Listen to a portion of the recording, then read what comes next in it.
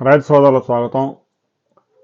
ఈ నెల 16వ తేదీ నుంచి తెలంగాణలో వర్షపాతాలు నమోదయ్యే అవకాశం ఉంది అని భారత వాతావరణ శాఖ రిపోర్టులు ఇచ్చేసింది.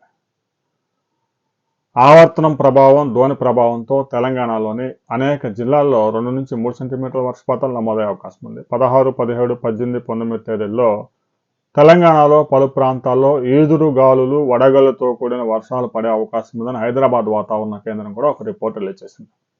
ఇక ఆంధ్రప్రదేశ్లోని శ్రీకాకుళం, విజయనగరం, విశాఖపట్నం జిల్లాల్లో కూడా కొన్ని ప్రాంతాల్లో మోస్తరు వర్షాలు నమోదయ్యే అవకాశం ఉంది. ప్రస్తుతానికి 2 తెలుగు రాష్ట్రాల్లో ఎండలు మండుతూ ఉన్నాయి. 37.7 డిగ్రీల టెంపరేచర్స్ గడిచిన 24 గంటల్లో నమోదయ్యాయి.